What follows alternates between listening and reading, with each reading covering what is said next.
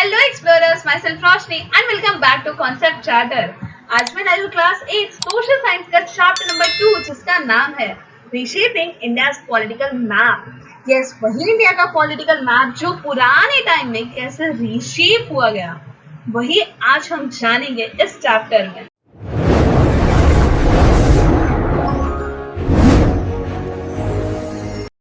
यहाँ देखो, medieval period के बारे में इस चैप्टर में हम पढ़ने वाले हैं। मेडिवल पीरियड जो एंशिएंट पीरियड के बाद में आया, बट इंडिया का मेडिवल पीरियड और यूरोप का मेडिवल पीरियड बहुत ही ज्यादा अलग था। इंडिया के मेडिवल पीरियड में वॉर्स हो रहे थे, किंग आ रहे थे, सल्तनत आ रहे थे, बहुत सारी अनस्टेबिलिटी थी। बट यूरोप के मेडिवल पीरियड में यहाँ पे ग्रोथ हो रहा था। तो इस तरह से हर जगह का मेडिवल पीरियड अलग है। इस चैप्टर में हम यहाँ पे कुछ लोगों के बारे में पढ़ने वाले हैं, जैसे कुछ चीफ डायनेस्टीज है, दिल्ली सल्तनत और मुगल एम्पायर के बारे में, अहोम्स के बारे में जो एक ट्राइबल कम्युनिटी है, ईस्टर्न गंगा किंगडम के बारे में, गजपति किंगडम के बारे में, होयसालास और विजयनगर एम्पायर के बारे में पढ़ेंगे, बर्मनी सल्तनत और राजपूत एंड सिख्स के बारे में भी इस चैप्टर में हम पढ़ने वाले, एक्सप्लोर करने वाले। तो क्या आप रेडी हो इस चैप्टर को समझने के लिए मेरे साथ? तो चलो नेक्स्ट देखते हैं। नेक्स्ट है rise and fall of Delhi सल्तनत, क्या हमारा फर्स्ट टॉपिक होगा।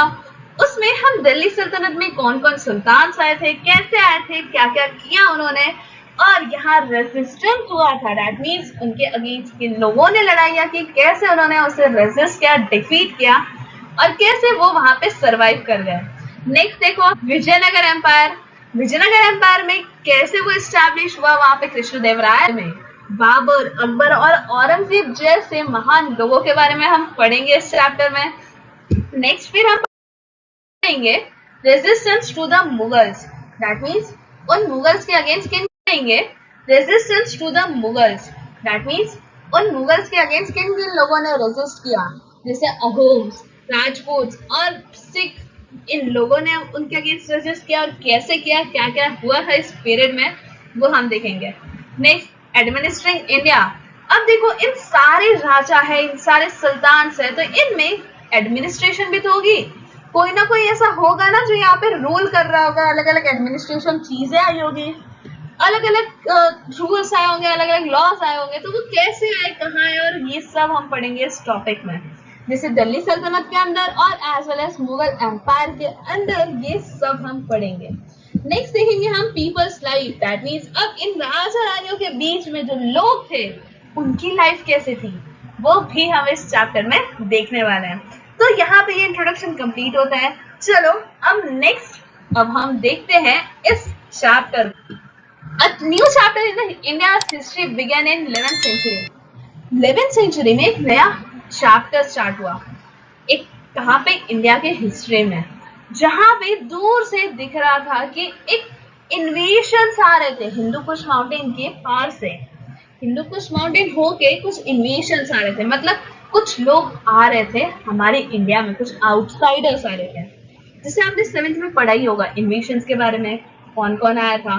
जैसे ये जो इन्वेशंस थे वो थे सेंट्रल एशियन, टर्की और अफगान के ग्रुप थे। सेंट्रल एशिया से आने वाले कुछ लोग थे जो पहले कभी इंडिया में नहीं दिखे थे, ठीक है।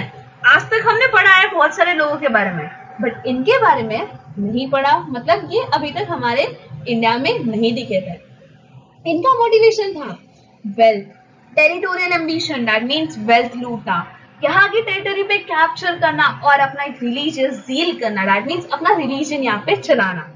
ये जो इन्वेडर्स थे, इन लोगों ने इंडिया के पॉलिटिकल लैंडस्केप को पूरी तरह से रीशेप कर दिया, and this is why we are exploring this chapter called reshaping India's political map, जो है आफ्टर 13th century ऑनवर्ड्स।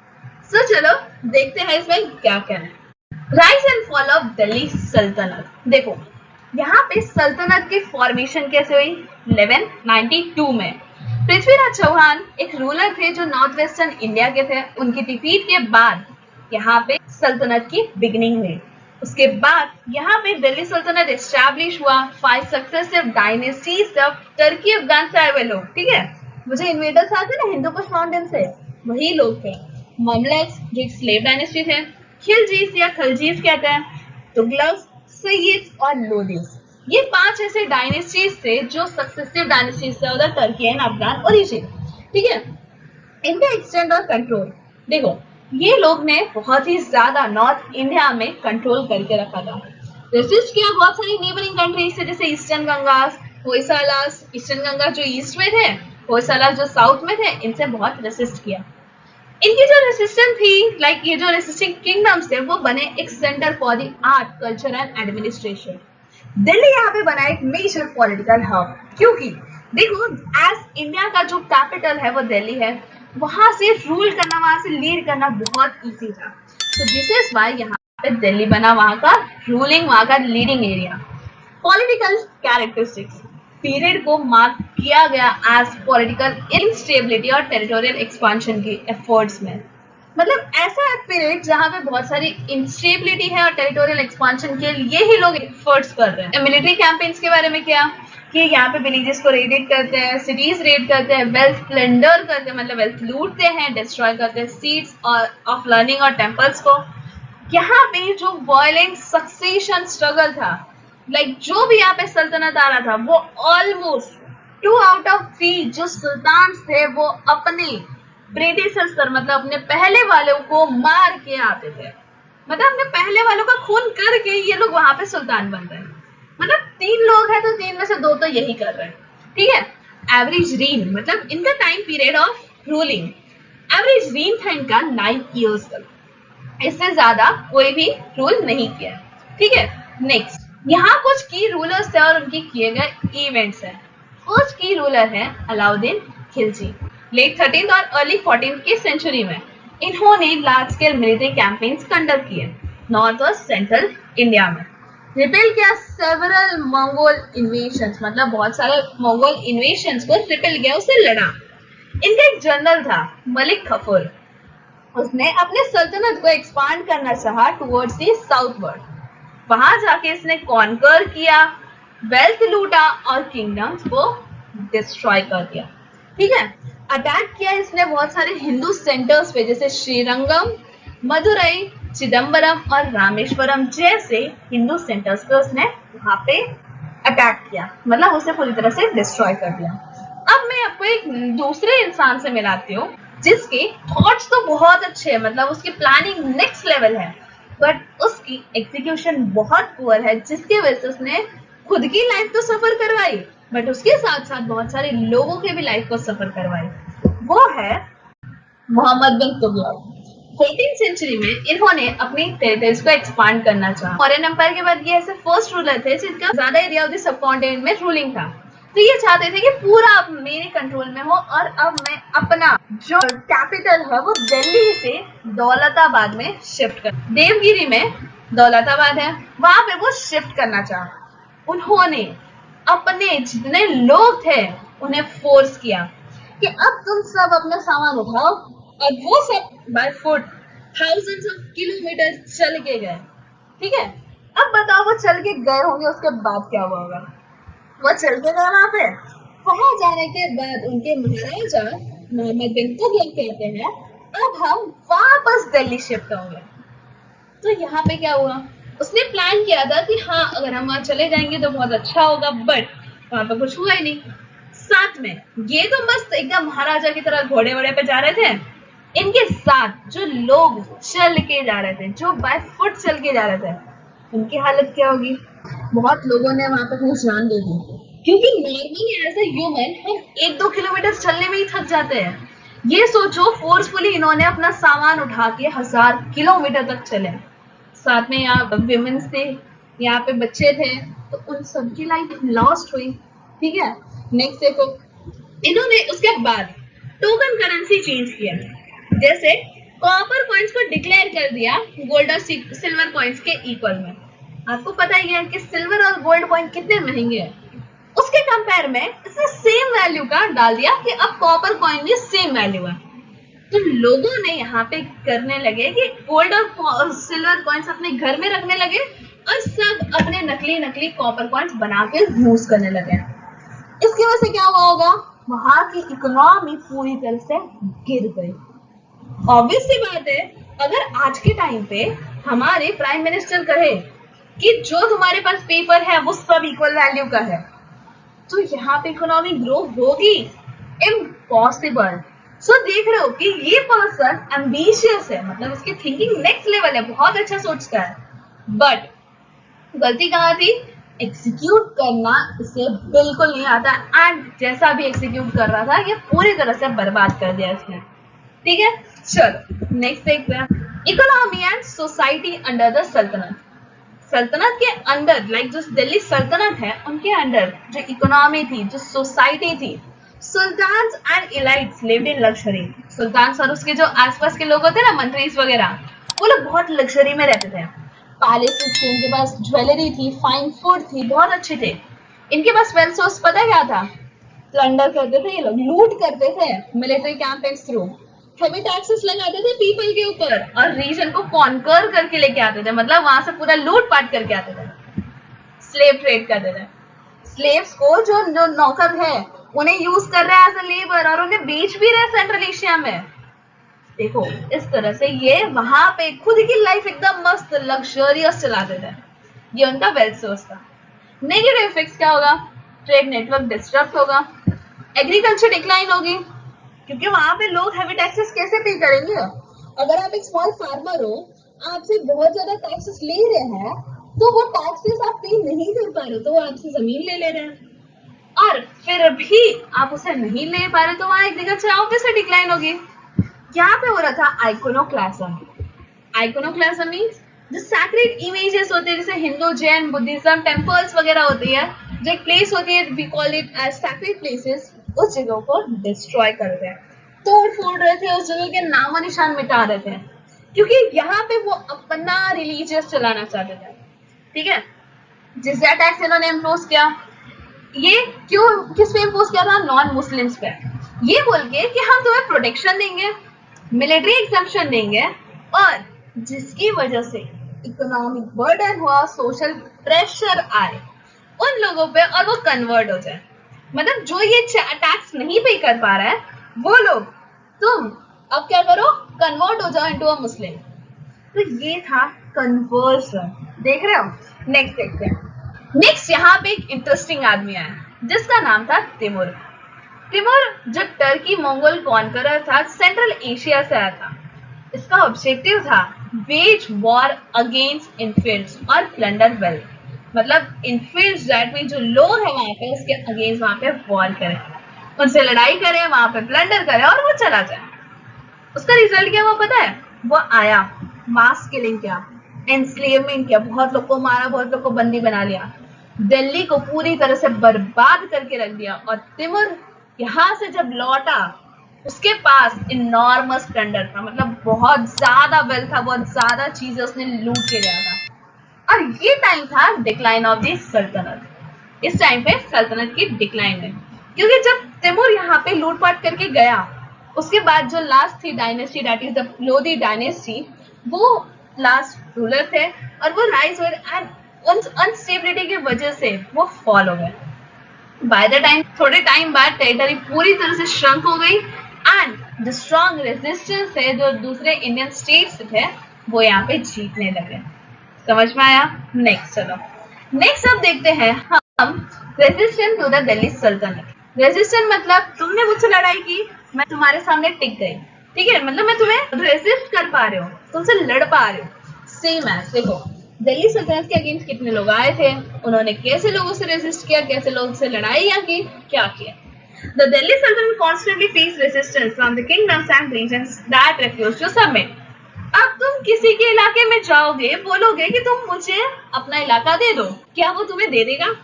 नहीं ना, वो तुमसे लड़ाई करेगा। सेम एज दिल्ली सल्तनत यहाँ गई दूसरी किंगडम्स के पास, रीजन्स के पास, और उन रीजन्स ने यहाँ पे रेफ्यूज कर दिया। तो रेफ्यूज प्यार से तो करेंगे नहीं, बात से तो करेंगे नहीं, और इन्होंने भी उस एरिया में कैप्चर करने के लिए एकदम आराम से तो गए होंगे नहीं कि हाँ तुम आ जाओ, मुझे अपना एरिया दे दो, ऐसा तो इम्पॉसिबल है। तो वहां पे उन लोगों ने रेजिस्टेंस की, वहां पे लड़ाइयाँ की। Although it conquered many territories, बहुत सारे टेरिटरीज को कॉन्कर कर लिया, बट बहुत सारे ऐसे पावरफुल स्टेट थे जो अभी भी इनके कंट्रोल के बाहर थे। ईस्टर्न गंगा किंगडम जो कलिंगा रीजन का है, प्रेजेंट डे ओडिशा और कुछ parts of Bengal and Andhra Pradesh में है। इसमें कुछ की रूलर है।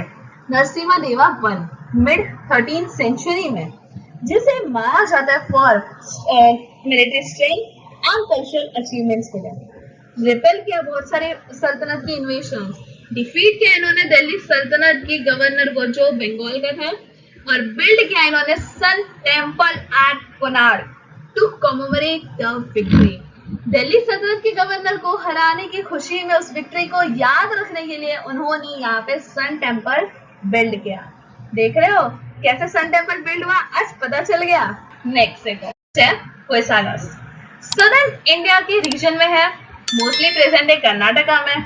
ये लोग फेंड ऑफ हो गए बिकॉज ऑफ दिल्ली सल्तनत यहाँ पे अटैक कर रही थी ड्यूरिंग द अलाउद्दीन खिलजी की सदर्न कैंपेन। हमने अभी पढ़ा था थोड़ी देर पहले कि अलाउद्दीन खिलजी ने साउथ में कैंपेनिंग की थी, वहां पे सब लूटपाट किया था, तो उस टाइम पे होयसाला ने उनके अगेंस्ट रेजिस्ट किया था, जिसकी वजह से ये जो होयसाला है वो रिमेन हुए the only independent kingdom in the south for a time. Independent kingdom बना, इवेंचुअली वीक हुआ, बट रिपीटेड अटैक्स की वजह से एंड इंटरनल कॉन्फ्लिक्ट्स की वजह से ये वहां पे वीक हो गया। And by the mid 14th century ये विजयनगर एम्पायर में जाके एब्सॉर्ब हो गया। समझ में आया? ये कोई पर्सन नहीं, ये एक किंगडम है। नेक्स्ट देखो, एमर्जेंस ऑफ इंडिपेंडेंट रीजनल सल्तनत। यहाँ पे कुछ सल्तनत है, रीजनल सल्तनत मतलब कुछ एरियाज की सल्तनत, जैसे caused by rebellion and breakaways from the Delhi सल्तनत। जो दिल्ली सल्तनत से रेबेलियन और ब्रेक अवे की वजह से एक खुद का सल्तनत बना दिया। फर्स्ट है बर्मनी सल्तनत, जो मिड 14th सेंचुरी में आए थे। कंट्रोल किया much of the Deccan. Powerful सुल्तान सल्तनत थे गुजरात और बंगाल में। ये जो स्टेट्स है वो often had complex alliance and frequent Wars with each other and the Delhi सल्तनत। जितने भी इंडिपेंडेंट सल्तनत बने ना, वो लोग अब क्या कर रहे हैं, खुद से भी लड़ाई कर रहे हैं, मतलब खुद से मतलब आपस में दो सल्तनत आपस में भी लड़ाई कर रहे हैं, और ये लोग दिल्ली सल्तनत के भी अगेंस्ट लड़ रहे हैं। फ्रीक्वेंट वॉर्स हो रही है यहाँ पे, कुछ हार रहे, कुछ जीत रहे, कुछ एक दूसरे को कॉन्कर कर रहे हैं। रेजिस्टेंस इन राजस्थान, राजस्थान में रेजिस्ट किया था दिल्ली सल्तनत ने। Parts of the Rajasthan remain unconquered, कुछ पार्ट्स है राजस्थान के जहाँ पे उन्होंने कॉन्कर नहीं किया। 15th सेंचुरी में स्ट्रॉन्ग रेजिस्टेंस किया by the Rana Kumbha. Mewar kingdom के राजा थे राणा कुम्भा, उन्होंने स्ट्रॉन्ग रेजिस्टेंस की, सक्सेसफुली रिपेल कर दिया इन्वेशंस को फ्रॉम द दिल्ली सल्तनत, और बाद में रीजनल सल्तनत ने भी उन्हें रिपेल कर दिया। समझा? नेक्स्ट देखो, don't miss out the sculpture in figure 2.9। मतलब ये जो फिगर है वो बता रहा है story behind the Hoysala's emblem. Hoysala का जो एम्बलम है उसके पीछे जो स्टोरी है, जैसे कनाडा के फ्लोकलोर में लिखा गया है कि स्टोरी ऑफ साला, एक यंग मैन था जिसका नाम था साला, जो एक लायन से लड़ा था। किसको बचाने के लिए? अपने गुरु को बचाने के लिए। और वो जो डायनेस्टी है वो उसके नाम पे ही आया। होय मींस स्ट्राइक एंड साला मींस दैट पर्सन्स नेम। समझ में आया? इस तरह से होयसाला का नाम आया। Next don't miss out Kumbhalgarh fort, जो बिल्ड किया है बाय राणा कुंभा ने in the 15th century in the Aravalli Hills and served as a stronghold for the rulers of Mewar। मतलब फॉरेस्ट स्ट्रॉन्गहोल्ड की तरह वहां पे इस कुंभलगढ़ फोर्ट ने सर्व किया प्रोमिनेंट राजपूत किंगडम्स की तरह and central and southern parts of the today's Rajasthan.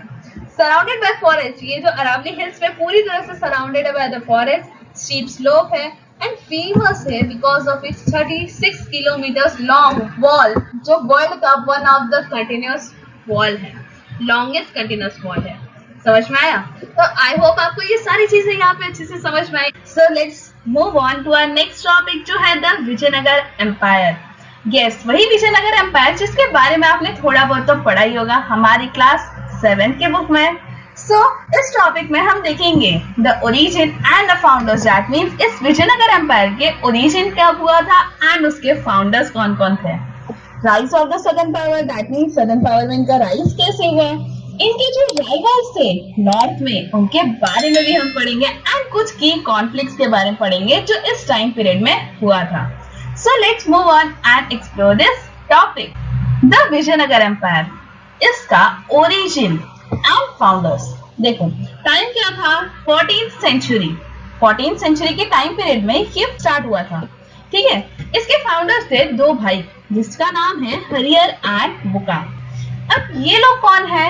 ये लोग इनिशियली मतलब पहले ये लोग मोहम्मद बिन तुगलक के अंडर एज अ गवर्नर काम करते थे। जब दिल्ली सल्तनत था, मोहम्मद बिन तुगलक याद है आपको? यस, उन्हीं के ये गवर्नर थे। उसके बाद इन्होंने दिल्ली की अथॉरिटी को रिजेक्ट कर दिया। देन इन्होंने खुद की एस्टैब्लिश की एक इंडिपेंडेंट किंगडम, और ये कहां पे एस्टैब्लिश की? सदर्न इंडिया में। समझा? देन इनका राइज कैसे हुआ एज अ सदर्न पावर? ये बने एक major political and cultural force. हाँ, एक major political and cultural force बना। मार्क किया the decline of the Delhi सल्तनत, कंट्रोल इन द साउथ। ये जब विजयनगर एम्पायर आया तब यहाँ पे दिल्ली सल्तनत का जो कंट्रोल था वो पूरी तरह से डिक्लाइन हो गया। ठीक है, नेक्स्ट देखो, राइवल्स इन द नॉर्थ। अब इनके कुछ राइवल्स भी थे, मतलब कुछ दुश्मन भी थे ना। अब तुम ही कोई एक अच्छा सा एम्पायर सेटअप करोगे या एस्टैब्लिश करोगे तो तुम्हारे भी दुश्मन तो होंगे ही। ठीक है, तो इनके कुछ राइवल्स थे, जैसे बहमनी सल्तनत। बहमनी सल्तनत जो लोकेटेड है in the north of the Vijayanagar empire. देखो ये मैप दिख रहा है, इस मैप में यहाँ पे है विजयनगर एम्पायर एंड यहाँ ऊपर जितने भी ये एरियाज है ये पूरे है बहमनी सल्तनत के अंदर। बहमनी सल्तनत को हम डेक्कन सल्तनत भी कहते हैं। देखो, main northern rivals in the Deccan area में मेन नदर्न राइवल्स थे of the Vijayanagar empire. Eventually split into 5 independent states. ये इवेंचुअली 5 इंडिपेंडेंट स्टेट्स में डिवाइडेड थे, मतलब स्प्लिट थे। फर्स्ट देखो, बीजापुर, गोलकोंडा, बेरर, अहमदनगर एंड बिदर। जैसे आप इस मैप में देख सकते हो ये पांचों स्टेट्स या पांचों एरियाज, तो ये कुछ 5 अलग अलग स्टेट्स में डिवाइडेड है। कौन? बहमनी सल्तनत या डेक्कन सल्तनत। These states were ruled by former governors, जिसे हम कहते हैं तरफदार। So ये पहले रूल किया गया है बाय द गवर्नर्स, जिसे हम कहते हैं तरफदार, जिसने यहाँ पे इंडिपेंडेंस डिक्लेयर कर दिया। कुछ की कॉन्फ्लिक्ट्स हुए, जैसे Vijayanagara rulers fought frequent wars. मतलब विजयनगर के जो रूलर्स थे उन्होंने बहुत वॉर्स लड़ी है, लाइक फ्रीक्वेंटली वॉर्स यहाँ पे होती रहती है। बट किसके बीच? Vijayanagar and Bijapur, Vijayanagar and Golconda and Gajapati rulers of Odisha, जिसके बारे में आपने क्लास 7 में पढ़ा है। हाँ, गजपति रूलर्स के बारे में। यस, वही गजपति रूलर्स इस टाइम पे यहाँ पे ओडिशा में लड़ रहे थे। समझ में आया? सो नेक्स्ट देखो, नेक्स्ट है डोंट मिस आउट। यहाँ पे बताया गया कि फ्लोकलोर के हिसाब से जो हरियर और बुका है उन्होंने एक रिमार्केबल साइट हम्पी में नोटिस किया या देखा। उसमें पता है क्या हुआ? एक हेयर था, हेयर खरगोश। हाँ, तो वो टर्न अराउंड हो गया, बट किसके? चेजिंग पैक ऑफ हाउंड्स, मतलब जो जंगली कुत्ते होते हैं ना, वो लोग इन खरगोश के पीछे भाग रहे थे। बट अचानक से क्या हुआ? खरगोश ने एकदम अचानक से आंख दिखा के ऐसे किया, वो लोग डर गए। तो ये सिंबलाइज कर रहा है यहाँ पे अनएक्सपेक्टेड स्ट्रेंथ एंड करेज। मतलब देखो कि जैसे अगर हम नॉर्मली देखें तो जो हेयर है वो कमजोर है, जो जंगली कुत्ते हैं, जंगली डॉग्स है, वो क्या होंगे? ज्यादा पावरफुल होंगे। तो उनके सामने इसने टर्न अराउंड हो गया, तो क्या हुआ? यहाँ पे शो कर रहा है स्ट्रेंथ एंड करेज, मतलब उस हेयर के अंदर स्ट्रेंथ एंड करेज था। ये चीज उन्होंने जब अपने गुरु विद्यारण्य को बताया, उन्होंने बोला it's a symbol of resilience and bravery. And यहाँ पे उन्होंने एडवाइस किया कि तुम अपना कैपिटल इसी जगह पे एस्टैब्लिश करो। तो विजयनगर एम्पायर का जो कैपिटल है वो कहाँ एस्टैब्लिश हुआ है? हम्पी। ठीक है, the large building in the Virupaksha temple. समझ में आया? चलो नेक्स्ट देखते हैं। नेक्स्ट है कृष्णदेवराया। कृष्णदेवराया जो अर्ली 16th सेंचुरी में यहाँ पे रूल कर रहे थे, मतलब 1509 से लेकर 1529 तक अप्रॉक्स। ठीक है, तो वो यहाँ पे रूल कर रहे थे। The Vijayanagar empire reach at its peak under the Krishnadevaraya. मतलब कृष्णदेवराया के अंडर जो विजयनगर एम्पायर था वो एकदम पीक पे चला गया था, मतलब इतना ग्रोथ हुआ था उस टाइम पे। इन्होंने एक्सपांड किया था अपनी मिलिट्री को सिक्योर किया था dominance over the Deccan region. पूरे डेक्कन रीजन में इन्होंने अपना डोमिनेंस सिक्योर कर रखा था। ये यहाँ पे पैट्रोन करते थे पोएट्स एंड स्कॉलर्स को इन संस्कृत, तेलुगु एंड कन्नड़ा में। पैट्रोन मीन्स के एज अ पोएट को हम अपने पास रख रहे हैं और वो हमारी सारी चीजें के बारे में लिख रहा है, ठीक है। नेक्स्ट लिटरेरी वर्क थी इनकी, इन्होंने लिखा था एक बुक कॉल्ड एज अमुक्ता मल्यादा, जो एक तमिल बुक है, and story of Tamil poets and. इस बुक में उन्होंने स्टोरी लिखी थी एक पोइट सेन के बारे में जो था आंदान, ठीक है। इसमें इंक्लूड था राजनीति, मतलब जो रॉयल पॉलिसीज वगैरह रहती है उसके बारे में यहाँ पे लिखा था कि कैसे रूल करना चाहिए, कैसे लॉज आने चाहिए, क्या क्या आना चाहिए, उसके बारे में इसमें लिखा था। Next detailing ideas and good governance, तो इसमें गुड गवर्नेंस रिलेटेड भी बहुत सारी आइडियाज डिटेल में लिखी गई थी। नेक्स्ट देखो टेम्पल ग्रांट्स दिए गए थे, सपोर्ट कर रहे थे बहुत सारे टेम्पल्स को, जैसे तिरुपति टेम्पल जो आंध्र प्रदेश में है, विठल टेम्पल जो विजयनगर एम्पायर में बना था, मतलब विजयनगर में बना था। विजयनगर सिटी जो अभी प्रेजेंट है हम्पी है, वो विजयनगर सिटी था एक टाइम पे। वो नोन मतलब माना जाता था कि grand temples, palaces and buildings. तो देख रहे हो कि इस तरह से उन्होंने यहाँ पे कल्चरल कंट्रीब्यूशन किया। किसने? कृष्णदेवराय ने, ठीक है। Next decline after Krishnadevaraya. अब यहाँ पे कृष्णदेवराय बीमार हो गए थे एंड जिसकी वजह से उनकी डेथ हो गई इन द ईयर 1529। तो वहां पे बैटल ऑफ कालीकोटा हुआ 1565 में, जिसमें कोलिशन ऑफ डेक्कन सल्तनत, मतलब जो विजयनगर एम्पायर है उसके अगेंस्ट में पूरा डेक्कन सल्तनत आया था, ठीक है। उस टाइम पे यहाँ पे विजयनगर एम्पायर का लीडर थे रामराया, जो कृष्णदेवराय के सन इन लॉ थे, समझा। ये जो लड़ाई हुई बैटल ऑफ कालीकोटा किसके बीच हुई? रामराय जो कृष्णदेवराय की सन इन लॉ थे एंड डेक्कन सल्तनत की, ठीक है। इन दोनों के बीच में जो ये लड़ाई हुई, Vijayanagara force were defeated. Vijayanagara की फोर्स क्या हो गई? डिफीट हो गई। The capital was sacked for months, मतलब पूरे कैपिटल को पूरी तरह से डिस्ट्रॉय कर दिया एंड कुछ महीनों तक ये लड़ाई चलती रही। मसैकर मतलब पूरी तरह से खून खराबा एंड बहुत सारे सिविलियन पॉपुलेशन को यहाँ पे मार दिया। पूरा जो सिटी है उसको पूरा रुइन करके रख दिया, मतलब पूरी तरह से बर्बाद कर दिया। समझ में आया? तो ये है बैटल ऑफ कालीकोटा जो हुआ था between the collision of Deccan सल्तनत एंड रामराया, जो थे कृष्णदेवराय के सन इन लॉ। समझ में आया? नेक्स्ट देखो, यहाँ पे विजयनगर एम्पायर का डिक्लाइन हो गया, end of the empire after Kalikota, मतलब ये जो बैटल ऑफ कालीकोटा हुआ उसके बाद जो एम्पायर था वो पूरी तरह से फ्रेगमेंट हो गया इनटू स्मॉल स्मॉल रीजन्स। जो यहाँ रूल कर रहे थे नायकस, ठीक है, जो उनके फॉर्मर मिलिट्री गवर्नर थे, अब वो उस जगह पे रूल करने लगे। The Vijayanagar empire ended by the mid 17th century.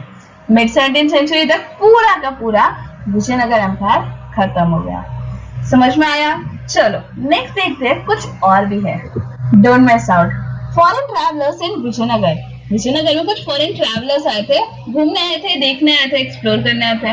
उनका रीजन क्या था कि many foreign travellers visited Vijayanagara mainly for trade. Vijayanagara आते थे वो फॉर ट्रेड के लिए, जिसे पोर्चुगीज ट्रेडर्स आते थे। एंड ये जो पोर्चुगीज ट्रैवलर्स थे वो उन्हें बहुत अच्छे से ट्रीट किया जाता था, क्योंकि वो वहां से हॉर्सेस लाते थे यहाँ पे बेचने के लिए। किंग यहाँ पे इंकरेज करता था कि वो अपने हॉर्सेस को विजयनगर में सेल करे, ताकि ये जो वैल्यूएबल हॉर्सेस है वो उसके दुश्मनों को ना मिले। नेक्स्ट यहाँ पे था डोमिंगो पेयर्स अकाउंट, मतलब डोमिंगो पेयर्स करके एक पर्सन आया था, वो भी एक पोर्चुगीज ट्रैवलर था, ठीक है। उन्होंने लिखा था एक डिटेल डिस्क्रिप्शन विजयनगर कैपिटल के बारे में। उन्होंने कंपेयर किया उस विजयनगर सिटी को to the Rome in size and beauty, मतलब साइज और ब्यूटी के हिसाब से उन्होंने रोम से कंपेयर किया। मेंशन किया यहाँ पे groups of trees, gardens and houses. उन्होंने ग्रुप्स ऑफ ट्रीज मतलब ट्रीज का जो एरिया है वो, हाउसेस को मेंशन किया। देन यहाँ पे उन्होंने नोट किया कि conduits of water and lakes inside the city, मतलब वाटर अच्छा है यहाँ पे, सिटी में लेक्स है। देन ह्यूज पॉपुलेशन के बारे में बताया और बस्लिंग लाइफ के बारे में बताया, मतलब जो वहाँ पे बिजी लाइफ चल रही थी उसके बारे में उन्होंने लिखा। उसके बाद उन्होंने कहा call it the best provided city in the world rich in supplies. उसको फिर उन्होंने क्या कहा, द बेस्ट प्रोवाइडेड सिटी, मतलब एक ऐसा सिटी जहां पे हमें बहुत कुछ मिलता है और ये पूरी वर्ल्ड में रिच इन सप्लाईज है। ठीक है, देन उन्होंने ऑब्जर्व किया स्ट्रीट्स एंड मार्केट्स को फिल्ड विद ऑक्सन, जो गुड्स को कैरी कर रहे हैं, and abundance of everything one might need, मतलब हमें जो भी चाहिए वो सारी चीजें यहाँ पे मिल जाएगी। ऐसा उन्होंने अपनी बुक में लिखा। समझ में आया? तो ये था foreign travellers in Vijayanagar empire. और हमने देखा कि विजयनगर एम्पायर क्या था, कैसे स्टार्ट हुआ, कैसे एंड हुआ। उसमें कुछ एक की रूलर थे जो थे कृष्णदेवराया, वो कैसे आए, उन्होंने कैसे रूल किया, उनके टाइम पे कैसे उनकी एम्पायर फ्लरिश हुई, ये सारी चीजें हमने देखी। तो आई होप आपको ये सारी चीजें अच्छे से समझ में आई। तो चलो नेक्स्ट टॉपिक देखते हैं जो है द मुगल्स। सो मुगल्स में हम पहले देखेंगे कि इन मुगल एम्पायर का फाउंडर कौन था। वो था बाबर, जो एक टर्की मंगोल रूलर था। और तिमूर जो आया था, याद करो, जो दिल्ली को पूरी तरह से बर्बाद करके चला गया, यस, उसी का डिसिडेंट था, मतलब उसके नेक्स्ट जनरेशन का पार्ट था। ओरिजिनली रूल्ड समरखंड, मतलब जो बाबर था उसने पहले समरखंड जो उज़्बेकिस्तान में था उधर वो रूल करता था, बट वहां से वो निकाला गया। एंड फिर उसने देखा अपना फोकस, मतलब फिर उसने देखा कि इंडिया एक ऐसी कंट्री है जहाँ पे बहुत कुछ है, लाइक फ्लरिशिंग कंट्री है, तो अब हमें इस एरिया में जाना चाहिए। फिर यहाँ पे हुआ फर्स्ट बैटल ऑफ पानीपत, जो था बाबर वर्सेस इब्राहिम लोदी। दिल्ली सल्तनत का लास्ट रूलर याद है, लोदी डायनेस्टी, तो उसका ये रूलर था जो है इब्राहिम लोदी। बाबर ने इब्राहिम लोदी को डिफीट किया। इसने यहाँ पे यूज किया था गन पाउडर्स, फाइल आर्टिलरीज और मैच लॉक गन्स यूज किए थे यहाँ पे। और ये था इंडियन वॉरफेयर में कुछ नया, क्योंकि आज तक इंडियन वॉरफेयर में उन लोग ने ऐसी कोई चीज देखी ही नहीं थी, बट बाबर ने ये सारी चीजें यूज की थी। एंड यहाँ पे एंड हुआ था दिल्ली सल्तनत, याद आया। नेक्स्ट एस्टैब्लिश किया इसने यहाँ पे Mughal empire with Babur on Delhi throne, मतलब दिल्ली सल्तनत के बाद यहाँ पे आया मुगल एम्पायर। तो यहाँ पे मुगल एम्पायर यहाँ पे एस्टैब्लिश किया कहाँ पे, दिल्ली के थ्रोन में, मतलब दिल्ली की एरिया में। नेक्स्ट देखो हुमायूं स्ट्रगल, बाबर सक्सेसर, मतलब बाबर के जो बाद आया उसका बेटा, वो था हुमायूं। हुमायूं ने यहाँ पे रूल किया था फ्रॉम 1530। ठीक है, इसने डिफिकल्टीज फेस की थी उस एम्पायर को होल्ड करके रखने में। शेरशाह सूरी जो अफगान लीडर थे, उन्होंने इसकी पावर को सीज कर दी एंड उन्होंने यहाँ पे एस्टैब्लिश किया सुर एम्पायर। देखो पहले दिल्ली सल्तनत आई, दिल्ली सल्तनत गई, मतलब इब्राहिम लोदी को डिफीट किया। उसके बाद वहां पे क्या आया, मुगल एम्पायर आया। मुगल एम्पायर में जब हुमायूं का टाइम था तब वहां पे शेरशाह सूरी ने अटैक किया, उसने उसकी पावर सीज की एंड उसने एस्टैब्लिश कर लिया सुर एम्पायर। ठीक है, देखते ये शेरशाह सूरी का रूल कैसा था। Rule large part of the north India, मतलब नॉर्थ इंडिया का लार्ज पार्ट उसने रूल किया। इंट्रोड्यूस lasting रिफॉर्म, जैसे एडमिनिस्ट्रेटिव रिफॉर्म्स, मिलिट्री रिफॉर्म्स और इंफ्रास्ट्रक्चर रिलेटेड इसने इंट्रोड्यूस किया। ठीक है, इसका जो एम्पायर था वो शॉर्ट लिव था। फिर से हुमायूं ने यहाँ पे रिकॉन्कर कर लिया टेरिटरी को, मतलब पहले तो हुमायूं हार गया, बट अब उसने फिर से रिकॉन्कर कर लिया और उसने फिर से अपने मुगल एम्पायर एस्टैब्लिश कर ली। चलो नेक्स्ट देखते हैं, rise and fall of Hemchandra Vikramaditya, जो चीफ मिनिस्टर था, दैट इज वजीर था under the last Suri ruler. ठीक है, इसने दिल्ली को कैप्चर किया और क्राउन किया हिमसेल्फ एज अ किंग और military successes but faced Akbar's force at the second battle of Panipat. First battle of Panipat किसके बीच हुआ था, बाबर और इब्राहिम लोदी के बीच। सेकंड बैटल ऑफ पानीपत किसके बीच हुआ था, between the Akbar and Hemu, that is Hemchandra Vikramaditya. Injured in battle, Hemchandra Vikramaditya यहाँ बैटल में इंजर्ड हो गए और कैप्चर कर लिया अकबर ने और उन्हें एग्जीक्यूट कर दिया। समझ में आया। नेक्स्ट आता है अकबर। अब यहाँ पे अकबर राइज हो रहा है, मतलब अकबर का टाइम पीरियड आ गया। ये था ग्रैंडसन ऑफ बाबर, डिफीट किया इसने हेमू को। फिर से इसने रिक्लेम कर लिया दिल्ली को फॉर द मुगल्स। ठीक है, नेक्स्ट देखो, बाबर एंड इंडिया, बाबरनामा एक बुक थी जो बाबर की ऑटोबायोग्राफी है। ठीक है, इसमें बाबर की पूरी मेमोरीज लिखी गई है। इंपॉर्टेंट हिस्टोरिकल सोर्सेस बताते हैं कि इसने पर्सनल व्यू दिया है अपने लाइफ के बारे में और उस टाइम पे जो जो चीजें होती थी। पर्सनैलिटी शोन इन बाबरनामा, उसने अपनी पर्सनैलिटी शो की है कि वो कल्चर्ड और इंटेलेक्चुअली क्यूरियस था, मतलब सारी चीजें जानने की बहुत क्यूरियोसिटी थी, जैसे कि आपको है ना। Appreciation for architecture, poetry, animals, plants, इसको बहुत ज्यादा पसंद था तो उसके लिए एप्रिसिएशन किया इसने। बाबर्स ब्रूटैलिटी इन वॉरफेयर, मतलब उसका जो अत्याचारी वाला जो क्वालिटी था वो वॉरफेयर में जो करता था, लाइक ब्रूटली लोग को मारना, बेदर्द होके लोग को मारना पीटना, मतलब पूरी तरह से जान से मार देना, वैसा वो था। ठीक है, तो रथलेस कॉन्करर, मतलब पूरी अत्याचारी वाला कॉन्करर था वो। Known for massacring entire city population, पूरी सिटी पॉपुलेशन को मार डालने के लिए बहुत ज्यादा फेमस था, मतलब वो एक अकेला इंसान पूरी सिटी को खून कर सकता था। Enslaving women and children, also known for, यहाँ पे एनस्लेव करता था वुमेन्स और चिल्ड्रन को। नेक्स्ट, ये क्रिएट करता था towers of skulls from slain enemies, मतलब जो एनिमीज होते थे उनकी जो मुंडी होती थी ना, उसका टावर बनाता था ये, ऐसा था ये। नेक्स्ट देखो, Babur's feelings about India, Babur ने कुछ फीलिंग दिया था अबाउट इंडिया, मतलब इंडिया के बारे में उसने बताया था। इसका जो फील था वो नॉस्टैल्जिक था, मतलब वो अपने घर से, सेंट्रल एशिया से बहुत ज्यादा कनेक्टेड था, तो वो उससे कंपेयर करता था। Initially found India to be a country of few charms, वो कहता था कि कंट्री ऑफ फ्यू चार्म्स है कौन, इंडिया। हाउएवर ही एडमायर्ड, यहाँ के वेल्थ को एडमायर किया कि यहाँ पे बहुत गोल्ड है, बहुत सिल्वर है, हेल्दी क्लाइमेट है during the rainy season, skilled artist है और वर्कमैन है हर एक टाइप के, ऐसा उसने बताया about India. Next, decision to stay in India, इसका डिसीजन क्या था इंडिया में रहने का। पहला तो ये था कि वो अपने सेंट्रल एशिया को बहुत मिस करता था, बट फिर भी वो यहाँ पे रह गया।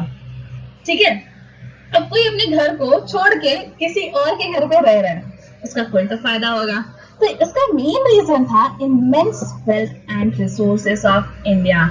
इंडिया में जो इतना वेल्थ है, इतना रिसोर्सेस है, उसको वो ले जाने आया था, वो एक रीजन था कि वो वहां पे रहे। ठीक है, तो began establishing the Mughal empire here, उसने फिर अपना मुगल एम्पायर एस्टैब्लिश करना शुरू कर दिया। नेक्स्ट देखते हैं, देखो ये Akbar the great Mughal empire, आपने सुना होगा अकबर द ग्रेट। यस, हम उन्हें ग्रेट क्यों कहते हैं वो अब आप जानोगे।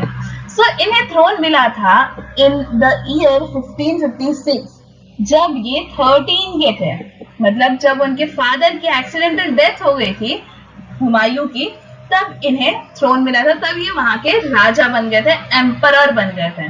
ठीक है, इनका एम था कि ये पूरे एंटायर इंडियन सब कॉन्टिनेंट को मुगल के कंट्रोल में लाए। एंटायर इंडियन सब कॉन्टिनेंट मीन्स इंडिया और उसके आसपास जितनी भी कंट्रीज है उन सबको ये अपने अंडर लेना चाहते थे, मतलब मुगल कंट्रोल के अंदर लेना चाहते थे। ठीक है, इन्होंने, इनका जो रीन था उसमें ब्रूटैलिटी भी थी और टॉलरेंस भी था। इन्होंने शेप किया था बाय एम्बिशन एंड स्ट्रैटेजी। ठीक है, रीन मतलब इनका टाइम पीरियड, उसमें पूरा ब्रूटैलिटी थे, मतलब अत्याचारीपन था, टॉलरेंस था, एंड विद शेपिंग इन्होंने किया था बाय एम्बिशन और स्ट्रैटेजी वे में किया था। ठीक है, चलो इनके बारे में और देखते हैं। अर्ली मिलिट्री कैंपेन्स, इन्होंने चित्तौड़ में सीज किया, मतलब चित्तौड़गढ़ में जो राजस्थान में, वहां पे सीज किया। ये चला लास्ट ओवर 5 months, मतलब 5 महीनों तक वहां पे वॉर चलती रही। राजपूत वहां लड़े with determination and inflicting heavy Mughal loss. Determination के साथ राजपूत लड़े, बट लॉस किसका हुआ, मुगल्स का लॉस हुआ। Once the fort was breach, जब वो फोर्ट को ब्रीच कर दिए, मतलब फोर्ट के दरवाजे तोड़ दिए, फोर्ट के अंदर घुस गए, तब Rajput fought to the death. तब राजपूत को बहुत तकलीफ हुई, क्योंकि अब वो उनके घर तक घुस गए ना, तब वो चीज कंट्रोल करना बहुत डिफिकल्ट हो रहा है। तो राजपूत उस टाइम तक लड़े जब तक उनकी डेथ ना हो जाए। और इसके साथ साथ आपको पता है वहां पे हंड्रेड्स ऑफ वुमेन्स नहीं, जवार कमिट किया। जवार मतलब यहाँ पे कैप्चर होने से अच्छा वो चाहते हैं ना कि हम आग में कूद जाए, मतलब सेल्फ इमोलेशन, खुदकुशी कर दें। तो वो क्यों? क्योंकि अगर अकबर ने कैप्चर कर लिया तो वो उसे स्लेव बनाएंगे और मतलब बुरी तरह से यूज करेंगे। ठीक है, अकबर का ऑर्डर था कि मसाकर ऑफ अप्रॉक्स 30,000 सिविलियन, मतलब 30,000 सिविलियन को मार डालो, ऐसा अकबर का ऑर्डर था। इसमें जो वुमेन और चिल्ड्रन बचे थे उनको क्या कर रहे हैं ये लोग? एनस्लेव कर रहे हैं, मतलब बंदी बना रहे हैं। ठीक है, next, at the age of 25 Akbar declare in a victory message. तो 25 की एज में अकबर ने यहाँ पे विक्ट्री लिया एंड ऑक्यूपाई कर लिया फोर्ट्स को और टाउन्स ऑफ द इनफील्ड्स, मतलब उस एरिया के फोर्ट्स और टाउन्स को कैप्चर कर लिया। ठीक है, इसके साथ इन्होंने डिस्ट्रॉय कर दिया टेम्पल्स को और इरेज कर दिया पूरी इनफिडिलिटी, मतलब वहां पे जितना भी था लाइक राजपूत का वो पूरी तरह से इरेज कर दिया, सारे साइंस सारे टेम्पल्स सब डिस्ट्रॉय कर दिया। ठीक है, नेक्स्ट देखते हैं। देखो व्हाट इज जवार। जब इन्वेडिंग दैट इज टर्की और Mughal army conquered a territory, they often took the women as slave or abused them. So जब टर्की या मुगल के जो आर्मी से जब वो कॉन्कर कर रहे थे उनके टेरिटरी को, तो वो वुमेन्स को स्लेव बनाते थे या फिर उन्हें अब्यूज करते थे। ठीक है, तो there are historical examples of Rajput women jumping into the mass fire to avoid being captured and enslaved. तो ये जो फायर दिख रहा है, इस फायर में वो जंप कर देते थे, क्योंकि अगर वो बच गए तो उन्हें स्लेव बनाते थे, नहीं तो उन्हें अब्यूज करते थे। तो उससे अच्छा है कि हम मर जाए, ऐसा वो सोचते थे। ठीक है, this jauhar was considered heroic act of final resistance and means of preserving one's honour. इस चीज को वो एक हीरोइक एक्ट मानते थे कि हम यहाँ पे फाइनल तक रेसिस्ट किए और अपने ऑनर को बचा के रखे। समझ में आया? Next, thus when Akbar finally broke the Chittorgarh fort, जब चित्तौड़गढ़ फोर्ट को फाइनली ब्रेक कर लिया, तब hundreds of राजपूत वुमेन्स ने और किंग्स एंड नोबल वुमेन्स ने यहाँ पे जवार कमिट कर दिया। जैसे अभी हमने पहले देखा कि hundreds of वुमेन्स ने वहां पे जवार कमिट किया। तो ये है व्हाट इज जवार। अगर आपको एग्जाम में आए तो आप ये चीज लिख सकते हो, आराम से लिख सकते हो, बट कोई भी आंसर लिखना है तो सोच समझ के लिखना, आपको जो समझता है वो लिखो, ये नहीं कि कुछ भी लिख दिया या पूरा रट्टा मार के लिख दिया। नॉर्मली लिखो, समझ के लिखो। समझ में आया? चलो नेक्स्ट देखो, अकबर के टाइम में कुछ पॉलिटिकल फिलोसॉफी थी। A monarch should be ever intent on conquest, otherwise his armies rise in arms against him. So ये ऐसा कहता था कि एक जो मोनार्क है, जो राजा है, वो कॉन्क्वेस्ट में रहना चाहिए। ठीक है, नहीं तो उसके जो एनिमीज है, उसके जो दुश्मन है, वो उसके पास में ही राइज हो जाएंगे, मतलब उसके अगेंस्ट राइज हो जाएंगे। और लाइक देखो, ऐसा बहुत बार होता है कि राजा के पास वाला जो आदमी है, जो मंत्री वगैरह है, वही उसका एनिमी निकल जाता है ना। तो ऐसा वो कहते हैं कि राजा को हमेशा कॉन्क्वेस्ट में इंटेंट होना चाहिए, नहीं तो उनके एनिमीज वहां पे राइज हो जाएंगे। ठीक है, next, initially followed religious prosecution. इन्होंने रिलीजियस प्रोसिक्यूशन पॉलिसीज फॉलो किए। इन्होंने चेंज किए इनके व्यूज और रिग्रेट किया फोर्सिंग कन्वर्शन टू इस्लाम। जो इस्लाम में फोर्स कर रहे थे ना, जितने मुगल थे, टर्की से या सल्तनत वाले थे, सब यही फोर्स कर रहे थे कि अब हम इस्लाम में कन्वर्ट होना पड़ेगा। तो यहाँ पे अकबर ने रिग्रेट किया कि अब कोई भी कन्वर्ट नहीं होगा, किसी को फोर्स नहीं किया जाएगा। Declare it inappropriate to compare others into his faith. ये चीज को उन्होंने inappropriate डिक्लेयर किया और ये बोला कि उनके फेथ में आना, मतलब उनकी जो फेथ है, उनका जो रिलीजन है, उसमें आना वो उनकी मर्जी है। ठीक है, पॉलिटिकल स्ट्रैटेजीज लाइक कुछ स्टेबिलिटी के लिए, जैसे मैरिज अलायंसेस नेबरिंग प्रिंसेसेस के साथ वो शादी करते थे। ठीक है, जैसे राजपूत और रीजनल लीडर्स इन इस कोर्ट ऐड कर लिया। अब इनकी जो शादी हुई थी, इनकी जो मैरिज हुई थी, वो हुई थी एक राजपूत क्वीन के साथ, प्रिंसेस के साथ। ठीक है, तो राजपूत प्रिंसेस के साथ जब इन्होंने शादी की, तब इन्होंने अपने जो कोर्ट है, अपना जो महल है, उसमें एज अ मंत्री या एज अ नोबल पर्सन इन्होंने बहुत सारे राजपूत लीडर्स और रिलीजन लीडर्स को भी रखा था। इसके साथ साथ इन्होंने यहाँ पे जिजिया टैक्स को एबॉलिश किया। ये वही जिजिया टैक्स जो नॉन मुस्लिम्स पे डाल रहे थे। कौन डाल रहा था? दिल्ली सल्तनत डाल रहा था, है ना, as a tax for protection. But क्या वो प्रोटेक्शन दे रहे थे? नहीं। तो उसके बदले क्या करना है? तुम कन्वर्ट हो जाओ इनटू मुस्लिम। तो ये चीज एबॉलिश कर दिया कि अब यहाँ पे नहीं होगी। देन यहाँ पे प्रमोट किया सोलिकुल, that means peace with all. यहाँ पे जो टॉलरेंस था ऑफ ऑल रिलीजन, ठीक है, एंकरेज किया इंटरफेथ डायलॉग्स, मतलब इंटरफेथ जो डिफरेंट फेथ्स वाले डायलॉग्स होते हैं उसे एंकरेज किया, मतलब डिफरेंट रिलीजन के लोग को।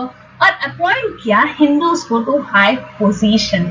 जो हिंदूज थे उन्हें हाई पोजीशन पे एज अ मंत्री वगैरह उन्होंने रखा। समझ में आया? पक्का समझ में आया? चलो नेक्स्ट है इनकी कल्चरल अचीवमेंट्स। कल्चर इन्होंने क्या अचीव किया? देखो, ये थे इलिटरेट, बट फिर भी इन्होंने ग्रेट इंटरेस्ट दिखाया इन लर्निंग। इन्होंने एस्टैब्लिश किया house of translation at Fatehpur Sikri. Fatehpur Sikri में इन्होंने हाउस ऑफ ट्रांसलेशन एस्टैब्लिश किया। ट्रांसलेट किया बहुत सारे संस्कृत टेक्स्ट को इनटू पर्शियन लैंग्वेज, जिसने महाभारत को रजमनामा नाम दिया, जिसमें दाला की बुक ऑफ वॉर है। रामायण को 176 मिनिएचर पेंटिंग्स में डिवाइड किया, छोटे छोटे पेंटिंग्स में। भगवत गीता और पंचतंत्र, ऐसे बहुत सारे बुक्स को उन्होंने ट्रांसलेट किया इनटू पर्शियन लैंग्वेज, ताकि वो लोग जो है वो समझ सके, सीख सके उससे कुछ चीजें। ठीक है, इनवाइट किया इन्होंने स्कॉलर्स को और एक्सप्लोर किया पर्शियन एंड इंडियन लिटरेचर को, एक्सप्लोर करवाया उनसे पर्शियन और इंडियन लिटरेचर को। नेक्स्ट, लेटर ईयर्स, कुछ सालों बाद इनका जो रीन था वो ऑलमोस्ट 50 इयर्स तक चला, मतलब कुछ 50 साल तक इन्होंने वहां पे रूल किया था। कब से कब तक? 1556 से लेकर 1605 तक। ठीक है, मिडिल ईयर्स थे रिलेटिवली पीसफुल, मतलब स्टार्टिंग ईयर्स में देखा ही हमने कि कैसे उन्होंने चित्तौड़गढ़ में वॉर वगैरह की। नेक्स्ट, उन्होंने फिर मिडिल ईयर्स में थोड़ा पीसफुली चले, एंड लास्ट 15 इयर्स में उन्होंने यहाँ पे कश्मीर में कैंपेन की, सिंध और डेक्कन, अफगानिस्तान, ये सारी जगह पे उन्होंने कैंपेनिंग की, वहां पे वॉर किया। तो इस तरह से उनका ये टाइम पीरियड चला। ठीक है, नेक्स्ट है legacy in art and architecture. जो मुगल एम्पायर थे उनकी कुछ लेगेसी थी, जैसे सन जहांगीर, अकबर के सन है जहांगीर, वो आर्ट एंड आर्किटेक्चर को बहुत पसंद था उन्हें, तो उन्होंने एक्सपांड किया एम्पायर टू द डेक्कन। उनके जो बेटे थे, जहांगीर के बेटे शाहजहां, मतलब ग्रैंडसन ऑफ अकबर, इन्होंने रेबेलियस फेस किया, but he is known for the Taj Mahal. याद है ताजमहल जिन्होंने बनवाया था फॉर हिज वाइफ? यस, वही शाहजहां। नेक्स्ट, पीरियड मार्क करता है peak of Mughal art and architecture. यहाँ पे बहुत सारी चीजें बनी थी, जैसे हुमायूं टॉम्ब जो दिल्ली में है, रेड फोर्ट जो दिल्ली एंड आगरा में है, classical arts, music, calligraphy, miniature painting flourish.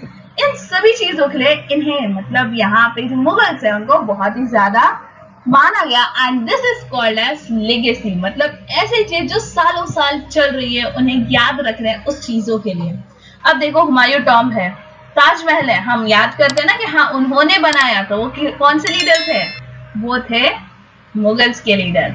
समझ में आया? चलो नेक्स्ट देखते हैं। नेक्स्ट है Aurangzeb, the last major Mughal emperor. ये एक ऐसे एम्परर है जिन्होंने यहाँ पे बहुत सारी चीजें की है। ठीक है, सक्सेशन स्ट्रगल होने लगी 1656 में, जब शाहजहां जो थे अकबर के ग्रैंडसन, वो अब बीमार हो गए। वो चाहते थे उनके जो एल्डर सन है, एल्डर सबसे बड़े सन है दारा शिकाओ, वो बने उनके नेक्स्ट सक्सेसर।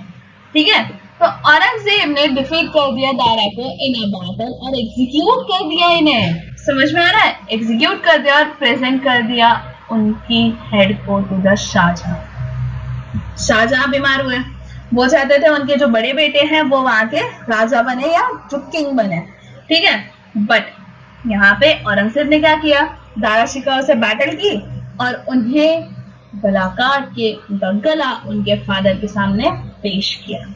नेक्स्ट, एलिमिनेट किया अदर ब्रदर्स, जो बाकी के ब्रदर्स थे उन्हें एलिमिनेट कर दिया, एक को अरेस्ट कर दिया और एग्जीक्यूट कर दिया, और जो बाकी सब थे उनको भेज दिया दूसरी जगह पे, मतलब ड्रिवन टू एक्साइल, मतलब उस किंगडम से बहुत दूर उन्हें भेज दिया गया। समझ में आया? तो अब बचा कौन? औरंगजेब। यहाँ पे उन्होंने अपने फादर शाहजहां को भी प्रिजन कर दिया, जेल में डाल दिया in the Agra fort until his death. उनकी डेथ हुई थी 1666 में। बीमार कब हुए थे? 1657 में। तब से लेकर तब तक वो जेल में ही रहे। एक्सेशन एंड टाइटल, इन्होंने क्रोन किया एम्परर इन द 1658, मतलब 1657 से 1658 तक उन्होंने सारा काम कर दिया। जेल भेज दिया, अपने बाकी भाइयों को भगा दिया, एक को जेल में डाल के एग्जीक्यूट कर दिया, एक का तो गला काट के उसके फादर के सामने पेश कर दिया। इन्होंने टाइटल लिया आलमगीर, मतलब conqueror of the world, and rule किया इन्होंने 49 ईयर्स तक, दैट इज 1658 से लेकर 1707 तक। समझा? नेक्स्ट है मिलिट्री एक्सपांशन की। स्किल्ड मिलिट्री कमांडर्स थे इनके। कॉन्कर किया इन्होंने large parts of the south India में। मुगल एम्पायर रीच हुआ at its largest territorial extent, इनके टाइम पे लार्जेस्ट टेरिटोरियल एक्सटेंट पे रीच किया। ठीक है, बहुत सारे रेबेलियन फेस किया इन्होंने across the region, and last 25 years में कंटिन्यूअस वॉर हुआ in the Deccan.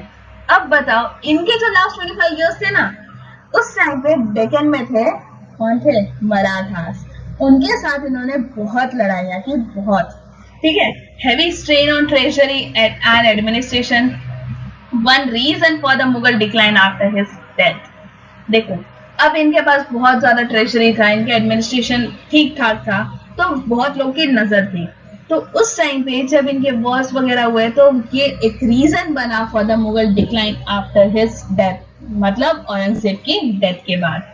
Next, religious view and policy. Sunni Muslim, मतलब मुस्लिम्स में कुछ टाइप्स होते हैं, ठीक है, तो उसमें ये सुन्नी मुस्लिम जिसके वो डीपली रिलीजियस थे।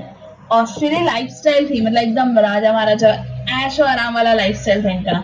इस्लामिक रिचुअल स्ट्रिक्टली फॉलो करते थे, एंड ग्रेजुअली बैन कर दिया था इन्होंने म्यूजिक और डांस को इन द कोर्ट। इन्होंने फिर से जिजिया टैक्स को इम्पोज कर दिया, पिलग्रिमेज टैक्स को भी इम्पोज कर दिया ऑन द हिंदूज। ठीक है, इन्होंने ऑर्डर दिया कि जितने भी हिंदू टेम्पल्स है, स्कूल्स है, वो डिमोलिश हो जाना चाहिए इन द ईयर 1669, जिसमें कुछ टेम्पल्स है, जैसे बनारस में टेम्पल है, आपने सुना होगा काशी विश्वनाथ टेम्पल, वो भी इनके टाइम पे डिमोलिश हुआ था।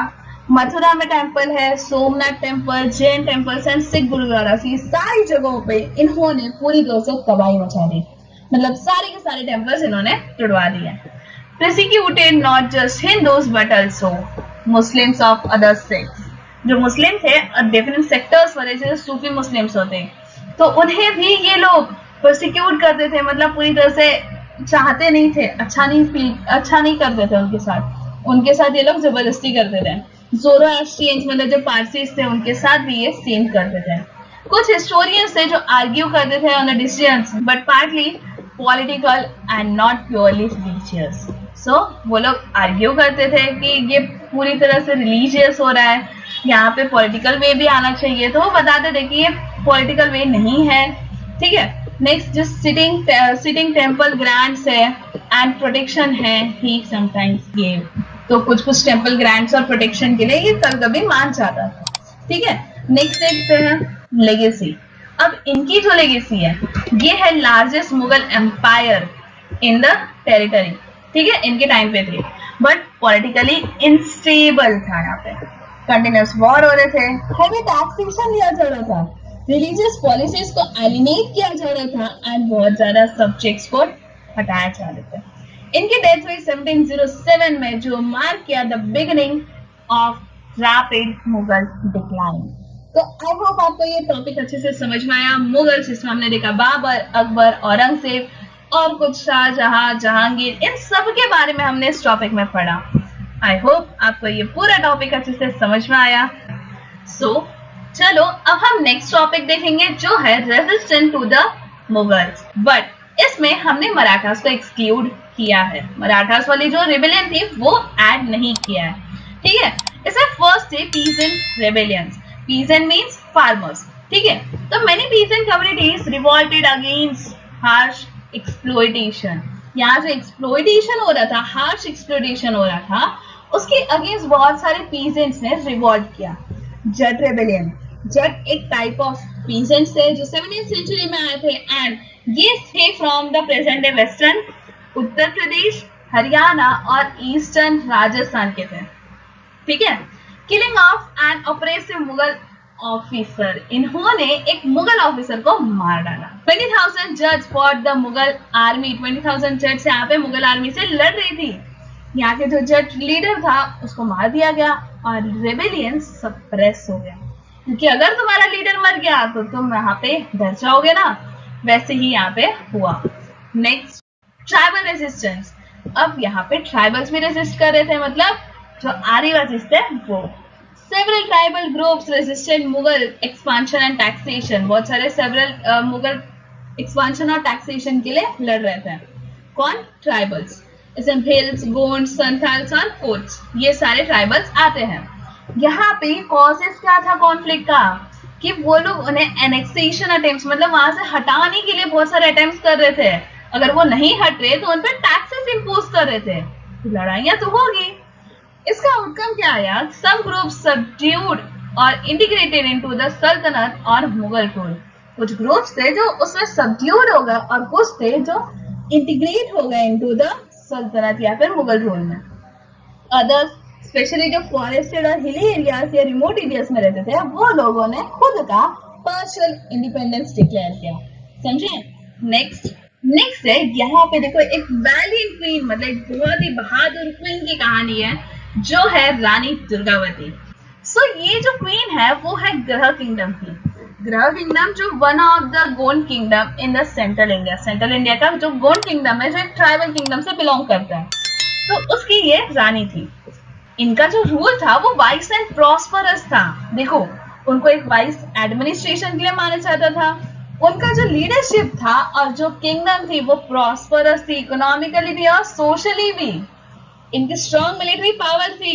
इनके पावरफुल आर्मीज में 20,000 सोल्जर्स थे, 1,000 एलिफेंट्स थे, जो इनके आर्मी को स्ट्रॉन्ग और रिस्पेक्टेड बना रहता है। ठीक है? Successful defence of the kingdom, repelled several invasion during the reign. इनके जो टाइम पीरियड में था, बहुत सारे इन्वेशंस को उन्होंने रिपेल किया है, मतलब उससे लड़ी है और जीते हैं। Demonstrated courage and leadership in protecting her kingdom. इन्होंने यहाँ पे लीडरशिप और करेज दिखाया अपने किंगडम को प्रोटेक्ट करने के लिए। Next, battle against Akbar's general. Akbar के टाइम पीरियड में उनके जनरल से इनका बैटल हुआ था। 1564 में अकबर्स जनरल अटैक हर किंगडम। अकबर का जो जनरल था वो इनके किंगडम पे अटैक किया, but despite being outnumbered and outmatched in weaponry, इनके पास वेपन्स उतने ज्यादा थे नहीं, बट फिर भी इन्होंने अपने ट्रूप्स को लीड किया इस बैटल में। ब्रेवरी दिखाई इन्होंने बैटलफील्ड में। ये तब तक लड़ी एंड इन्होंने डिटर्मिनेशन और वेलर दिखाई, मतलब बहुत बहादुरी से और बहुत लगन से इन्होंने वहां पे लड़ाई की। आफ्टर बीइंग राउंडेड, मतलब ये जख्मी होने के बाद भी इन्होंने सरेंडर नहीं किया, ये लड़ती रही एंड अपने ट्रुप के लिए ये लड़ती रही। To avoid capture by the enemy, she took her own life on the battlefield. देखो, अब ये रानी है, अगर ये हार गई, जब जख्मी हो गई, तो क्या करेंगे वो लोग? उन्हें कैप्चर करेंगे और उन्हें स्लेव बनाएंगे। ठीक है? तो ये चीज ना होने दिया उन्होंने, और उन्होंने खुद की लाइफ ले ली इन द बैटलफील्ड, मतलब उन्होंने खुद से जान दे दिया। She was only 40 years old at the time of her death. उनकी डेथ के टाइम पे वो सिर्फ 40 years की थी। Her sacrifice became a symbol of regional pride and resistance. इनका जो sacrifice था वो बना एक symbol of regional pride और resistance का। She is still remembered and revered as a heroic and brave queen in the Indian history. ये आज भी याद की जाती है ऐसे revered, मतलब एक बहादुर और एक heroic क्वीन की तरह जो इंडियन हिस्ट्री में थी। समझ में आया? So Rani Durgavati stand as an inspiring figure of courage, self respect and patriotism. So ये एक इंस्पायरिंग फिगर की तरह आई, जो एक करेज दिखा रही थी, सेल्फ रिस्पेक्ट था इनके पास, मतलब किसी से कैप्चर नहीं होना था, और पैट्रियटिज्म के साथ ये अपने जो किंगडम है उसको बचाना चाहती थी, जिन्होंने whose life and sacrifice continue to inspire generation। उनका जो लाइफ है एंड जो सैक्रिफाइस है वो जनरेशन टू जनरेशन इंस्पायर करेगा। समझ में आया? सो देखो कि कैसे रानी दुर्गावती ने यहाँ पे ब्रेवरी दिखाई और एक वैलिएंट क्वीन बनी। नेक्स्ट देखो, सर्च ऑफ द राजपूत्स। देखो, ये जो रेजिस्टेंस था उसमें कौन कौन थे? पीजेंट्स की रेबेलियन थी, ट्राइबल की रेबेलियन थी। अब नेक्स्ट है search of the Rajputs. North west India में ये लोकेटेड है। कौन? राजपूत। डिसिडेंट है और फ्रॉम द अर्ली डायनेस्टी, जैसे प्रतिहारास, हमने सुना था गुजारा प्रतिहारास करके, तो उनके ये डिसिडेंट्स हैं जो अरब इन्वेशन थे ऑफ द सिंध। ठीक है। Next, frequent defenders against the invasion. Invasion हुई और उसके फ्रीक्वेंट डिफेंड किया इन्होंने बियॉन्ड द सब कॉन्टिनेंट। इन्होंने रीबिल्ड किया इनकी किंगडम को after the Khilji conquest. Khilji, Alauddin Khilji, yes. Two major clans थे एमर्ज किया, Mewar and Marwar. Early leaders थे जो थे राणा कुंभा, जिन्होंने मेंशन किया earlier in the history. Rana Sanga थे जो अर्लियर 16th सेंचुरी में थे एंड इन्होंने यूनिफाई किया बहुत सारे राजपूत क्लैंस को, वॉन किया बहुत सारे बैटल्स को अगेंस्ट द सुल्तान and defeated by the Babur at the battle of Khanwa. Battle of Khanwa में ये डिफीट हो गया था बाय द बाबर। समझ में आया? कौन? राणा संगा। नेक्स्ट देखो, महाराणा प्रताप जो मेवर के थे, रिफ्यूज किया इन्होंने मुगल की स्यूजेरिनिटी को despite inheriting a weekend kingdom. इनके पास वीकेंड किंगडम थी, मतलब वीक किंगडम थी, फिर भी इन्होंने उनके अंडर जाके एकदम बंदी बनने से उन्होंने रिफ्यूज कर दिया।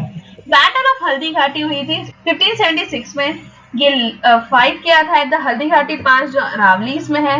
मुगल्स यहाँ पे अपर हैंड थे। महाराणा प्रताप ने एस्केप किया था और कंटिन्यू किया था with guerrilla warfare and for several years from the Aravalli hills.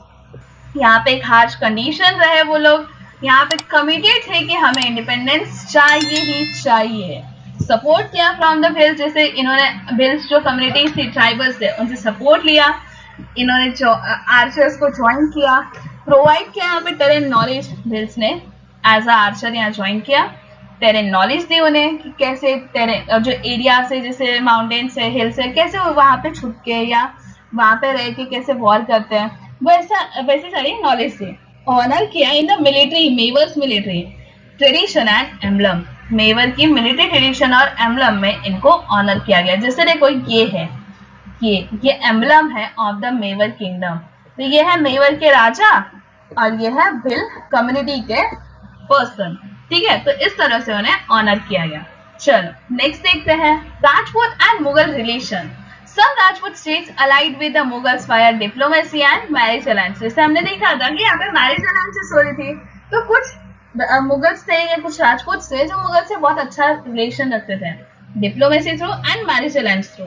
मेवर और कुछ अदर थे जो इनसे रेसिस्ट करते थे।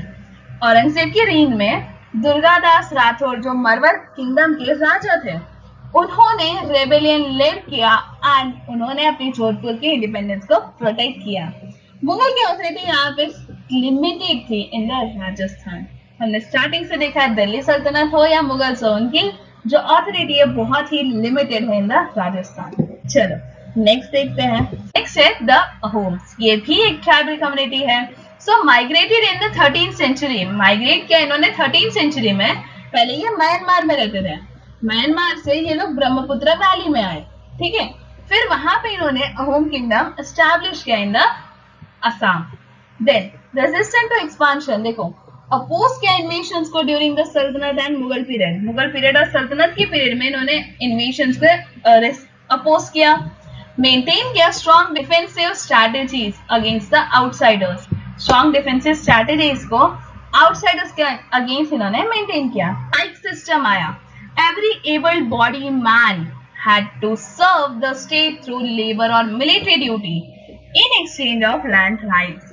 अहोम किंगडम के अंडर एक रूल था that is called as pike system। उसमें क्या था कि जो भी एक अच्छा खासा मैन है, मतलब हेल्दी मैन है, सब सारी एबिलिटीज है उसमें, तो उसे यहाँ पे एज अ लेबर या फिर मिलिट्री ड्यूटी में सर्व करना पड़ेगा, तभी उसे लैंड की राइट्स मिलेगी। ऐसा वहां पे रूल था। इसको कहते हैं पाइक सिस्टम। ठीक है। Enabled construction of public infrastructure. यहाँ पे पब्लिक इंफ्रास्ट्रक्चर कंस्ट्रक्ट हुए। मेंटेन की लार्ज स्टैंडिंग फोर्स। ठीक है, with permanent salaried army. Permanent salaried army के साथ इन्होंने अपने लार्ज स्टैंडिंग फोर्सेस को मेंटेन किया। समझा? नेक्स्ट देखो, यहाँ पे कल्चरल एसिमिलेशन एंड गवर्नेंस हुई। ग्रेजुअली अडॉप्ट किया इन्होंने लोकल एसएमएस कल्चर को, मतलब वहां पे असम के थे तो वहां के कल्चर को इन्होंने अडॉप्ट किया। प्रमोट किया वहां पे एग्रीकल्चर एंड सपोर्ट किया डाइवर्स रिलीजन को। ऑल्सो यहाँ पे उन्होंने कंट्रीब्यूट किया था to the cultural tradition of the Assam में। समझ में आया? अब देखो, अब है मुगल से कॉन्फ्लिक्ट। ठीक है, 17th सेंचुरी में औरंगजेब ने भेजा अपनी फोर्सेस को जो कैप्चर कर रही थी ग्रह गांव, जो अहोम का कैपिटल था। तो अहोम्स ने यहाँ पे अपने टेरेन नॉलेज को यूज किया, जैसे dense forest, hills, reverse and guerrilla tactics को यूज किया ताकि वो वहां पे मुगल्स को पुश बैक कर सके। समझ में आया? यहाँ पे हुआ बैटल ऑफ सरायघाट।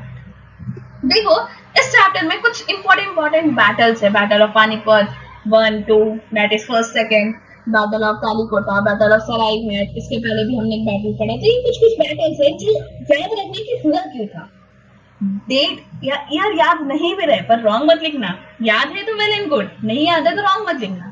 ठीक है, तो वो चीज याद रखो, हुआ क्यों था, रट्टा नहीं मारना, हुआ क्यों था दिमाग में फिट कर लो। यहाँ पे देखो, बैटल ऑफ सरायघाट हुआ कहाँ पे था? ब्रह्मपुत्र रिवर में, जो प्रेजेंट डे गुवाहाटी है।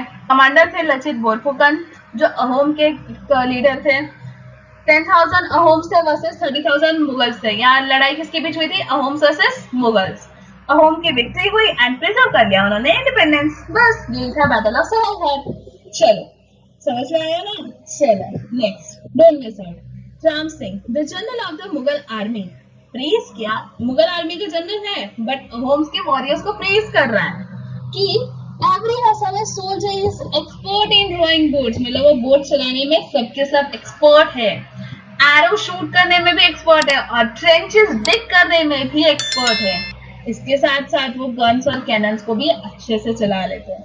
मतलब एक तरह से उनकी जो स्ट्रैटेजी थी ना अहोम्स की, उससे वो बहुत खुश हो गया था। और मतलब खुश होना मतलब एक चीज था ना कि हम अपने दुश्मनों से भी कुछ चीज सीख लेते हैं, तो वैसे ही वो अपने इसमें प्रेज कर रहा था अहोम किंगडम को, अहोम वॉरियर्स को। I have not seen such specimen of the versatility in any part of the India. उसने से बताया कि हमने ऐसा कोई स्पेसिमेन आज तक नहीं देखा जितना इनके अंदर लाइक क्वालिटीज है लड़ने की। ठीक है, तो ये स्टोन इंस्क्रिप्शन है जो ड्राइंग भी बनाई गई है उनकी एंड वो ऐसा लिखा भी है। यहाँ पे देखो उर्दू में लिखा गया है एंड वो बता रहे कि ऐसा सब है। चलो next, rise of the Sikhs, यहाँ पे सिखिज्म आया। सो हमने सर्च ऑफ द राजपूत से कहा, अहोम्स से कहा, नेक्स्ट जो रेसिस्ट कर रहे थे मुगल्स थे वो थे Sikh. So origin of the Sikhism, 15th century में पंजाब में गुरु नानक जी ने सिखिज्म को फाउंड किया था। उनका कोर मैसेज था equality, compassion and oneness of God, मतलब एक ओंकार। आपने सुना ही होगा, वो लोग हमेशा कहते हैं एक ओंकार, दैट मीन्स एक गॉड, वननेस ऑफ गॉड। इनका जो मोटिव था वो क्या था? स्पिरिचुअल मूवमेंट था। बट अगर आप पे कोई वॉर कर रहा है तो आप चुपचाप थोड़ी ना बैठोगे, आपने भी यहाँ पे मिलिट्री एम्बिशन कर ली विदाउट पॉलिटिकल और मिलिट्री एम्बिशन। बट बाद में अगर कोई वॉर करेगा तो तुम्हें भी वॉर करना है। Early conflicts with the Mughals, Guru Arjan जो सपोर्ट करते थे जहांगीर के रिबेलियस सन को, ठीक है, अरेस्ट किया इन्होंने, टॉर्चर किया एंड एक्सिक्यूट किया बाय द एम्परर जहांगीर। तो एम्परर जहांगीर ने इन्हें अरेस्ट किया, एक्सिक्यूट किया और टॉर्चर किया।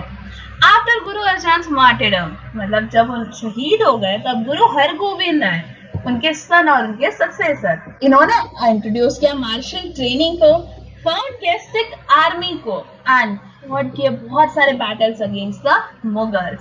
तो समझ में आया? नेक्स्ट है prosecution under the Aurangzeb.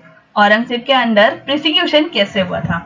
Guru Tegh Bahadur, इन्होंने अप्रोच किया by the Kashmiri pandits in the year 1675 ताकि उनके रिलीजन को प्रोसिक्यूशन से बचा सके। इन्होंने चूज किया मार्टिरडम, मतलब शहीद होना चूज किया in the place of conversion to Islam, मतलब इस्लाम में कन्वर्ट होने से अच्छा मैं मर जाऊं, ऐसा उन्होंने सोचा। विटनेस किया इन्होंने डिसिप्लिन, टॉर्चर किया टू द डेथ, इन्होंने विटनेस किया, इनको टॉर्चर किया गया टू द डेथ एंड इनको पब्लिकली बीहेड कर दिया under Chandni Chowk Delhi on the Aurangzeb order. Aurangzeb के ऑर्डर पे चांदनी चौक में जो दिल्ली में है वहां पे इनको बीहेड कर दिया गया। यहाँ पे खालसा की फॉर्मेशन हुई। गुरु गोविंद सिंह जो थे सन ऑफ तेग बहादुर सिंह, गुरु तेग बहादुर, तो 10th गुरु थे गुरु गोविंद सिंह, जिन्होंने फाउंड किया खालसा इन द ईयर 1699। एक मार्शल ब्रदरहुड जो कमिटेड थी जस्टिस, इक्वालिटी और डिफेंस ऑफ द फेथ के लिए। क्लैश किया इन्होंने frequently with the Mughal forces and सफर किया इन्होंने हैवी लॉसेस। समझ में आया? नेक्स्ट देखो, सिख कॉन्फेडरसीज एंड एम्पायर। डिक्लाइन हुआ यहाँ पे मुगल्स का और राइज हुआ सिख की कॉन्फेडरसीज इन द पंजाब, मतलब सिख कम्युनिटीज अब यहाँ पे राइज हुई।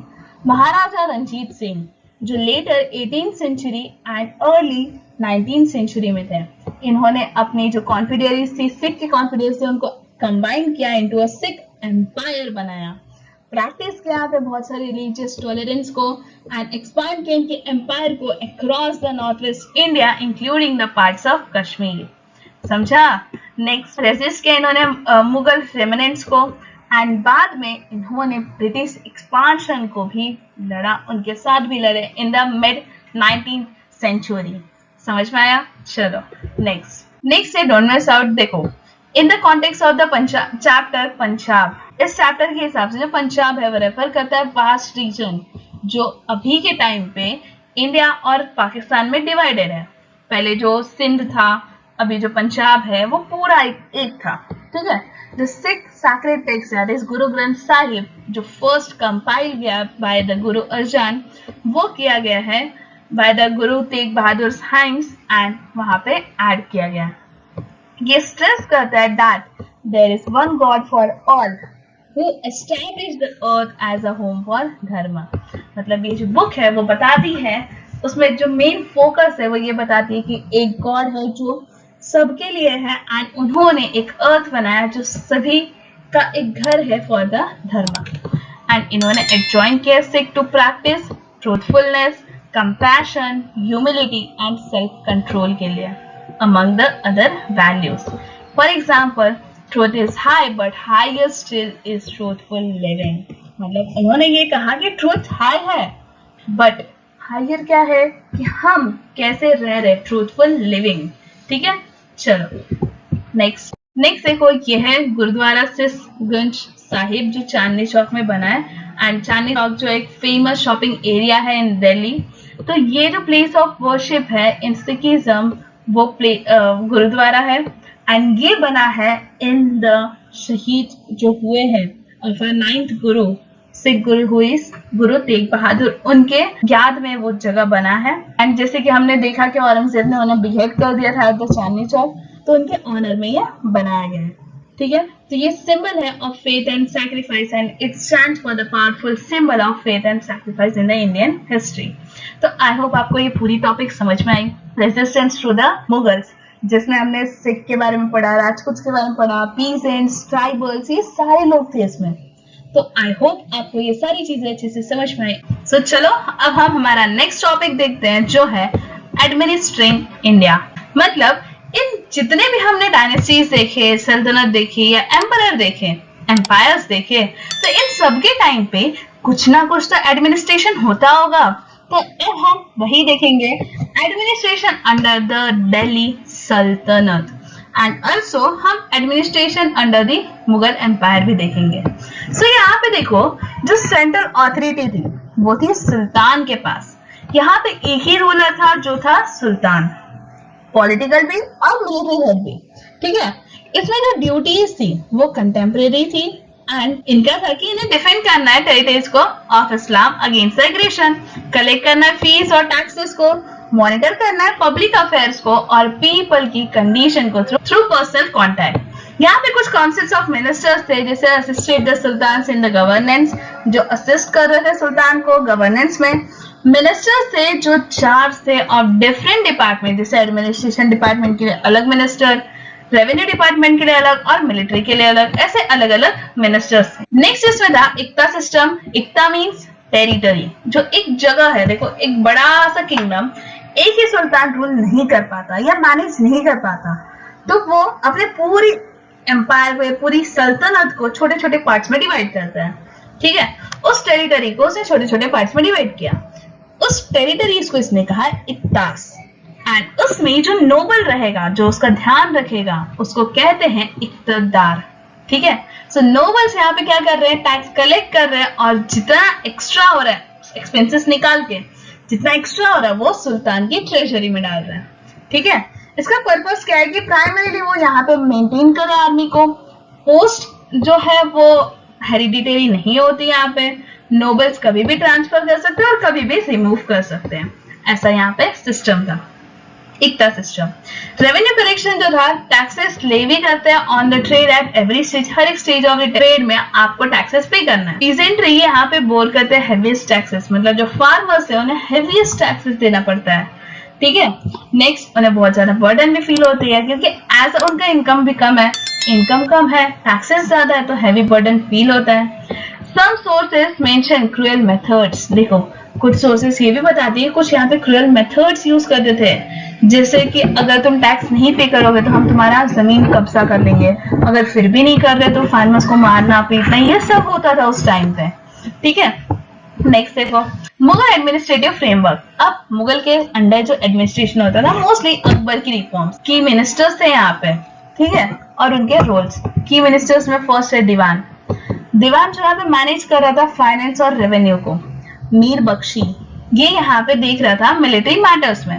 खानी समन, ये यहाँ पे मैनेज करता था पब्लिक वर्क्स को, ट्रेड, इंडस्ट्रीज, एग्रीकल्चर और रॉयल हाउस होल्ड को। एंड सद्र, ये यहाँ पे रिस्पॉन्सिबल था फॉर जस्टिस, रिलीजियस अफेयर्स और एजुकेशन के लिए। तो ये सारे कुछ की मिनिस्टर्स थे, ठीक है। तो सेंट्रल एडमिनिस्ट्रेशन क्या यहाँ पे एक के पास था? नहीं, यहाँ पे काम डिवाइडेड था।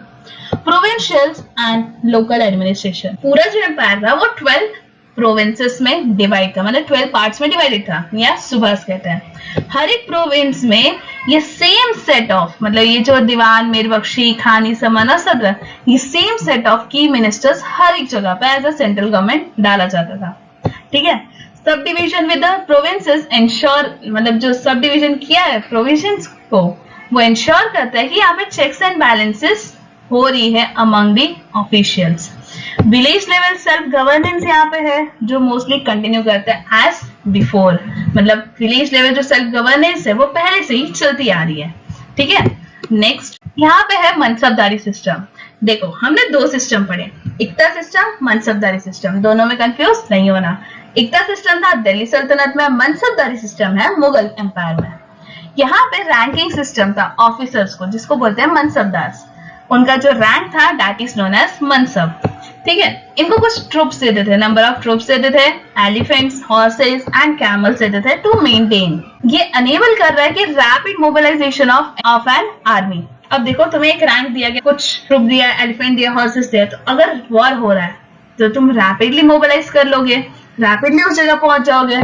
तो विदाउट परमानेंट स्टैंडिंग आर्मी, यहाँ पे क्या है, rapid mobilising army. Regular inspection होता था, इंश्योर करते हैं कंप्लायंसेस। इनकी जो पेमेंट थी वो usually through the land assignment. इनको कुछ लैंड असाइन किया जा रहा था जिसको कहते हैं जागिर, तो उससे वो लोग टैक्सेस वगैरह कलेक्ट करते थे, वो मनसबदार की सैलरी होती थी। तो यहाँ पे मनसबदार को जागीरदार भी कहते हैं, ठीक है। कंफ्यूज नहीं होना, इक्तदार अलग है, इक्ता सिस्टम अलग है, मनसबदारी सिस्टम अलग है। Next, representation in administration. Akbar यहाँ पे रिलीजियस टॉलरेंस सिखाता था।